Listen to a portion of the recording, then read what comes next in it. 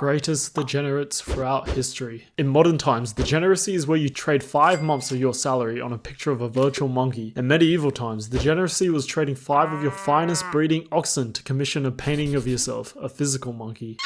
To be a degenerate is to be a risk taker, but not crossing the lion-infested territory to bring home food for your family sort of risk taking. Instead, it's the I'm gonna eat berries out of this bush that killed my Uncle Tim because my body is different sort of risk taking. It is a core human desire, ingrained in all of our primitive monkey brains since our inception. So let's take a look at history's biggest degenerates. The year is 1194 BC, and this man, Paris of Troy, was ready to risk it all for some nyash, with the nyash in question belonging to one Helen of Troy, most beautiful girl in the world.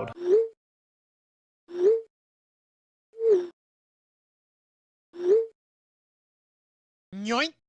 What followed was a brutal 10-year war that led to the deaths of tens of thousands. But what really inaugurates Paris into the Degenerate Hall of Fame is what happened at the end of the war. One day, it had seemed like the Greeks had just left, leaving behind a giant wooden horse as a gift. The cogs in Paris's brain whirred, but he could sense no danger. All his monkey brain could think about was horse. And so he brought it in, and surprise, surprise, out came Santa Claus. No, it was actually a force of 50 of Greece's top fighting men that eventually sacked and razed the entire city. When we think of Roman emperors, we often think of great virtue, of stoicism and self-control. Not Caligula though. He was a fucking degenerate. This man made Wall Street bets look like Warren Buffett and associates. Caligula gambled on everything. Chariots, horses, gladiators, you name it. But he was so abhorrent at gambling that Commodus, the emperor after him, had to turn the imperial palace into a casino to be able to replenish the imperial coffers. He also tried to make one of his favorite race horses consul, which would make him the second most powerful man in Rome. When he couldn't do that, he just settled for the next best thing. He made the horse a priest. Can I kiss the bride now? Nay. Alright, weather's good today, yeah? Nay. Not the type for small talk? Nay. Alright, I'll just leave. The year is 1637 and there lived an unnamed Dutch merchant. Yeah, I know, really lazy research, but I ain't paid for this shit, alright? Let's just call him Joey. And he wanted a nice safe place to invest his £280 or around £50,000 today. And so he put it into one singular tulip bulb. Genuinely, Walt Disney could not make this shit up. What? Yeah, I paid $50,000 for it.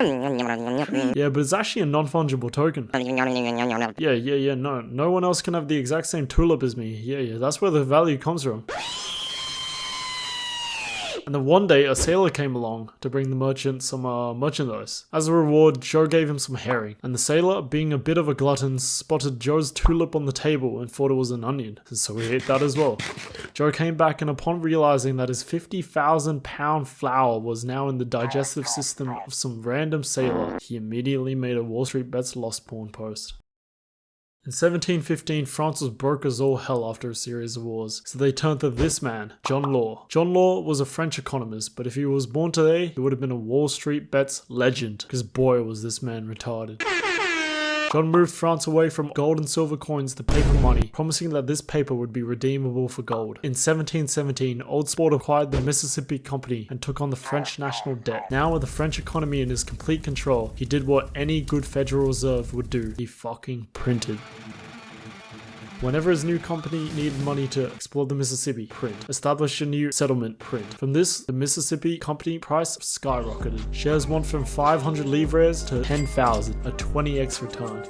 But in 1720, people started to cash in their gains. Not only this, but they wanted gold with their paper money, with the problem being that Law's bank had printed 5 times more paper money than it had gold in its coffers. But he's got an intelligent idea to fix all of this, right? Yeah, he just said, nah, fuck you, use paper, Law. But then, my boy got an even bigger shock. He must have skipped first year economics because all of his prior printing led to an inflation that ravaged the nation even further. The aftermath was grim for my boy John. He had all his assets seized and fled to Vienna. In a final bid to regain his former prosperity, he would try his luck one more time at the local casinos.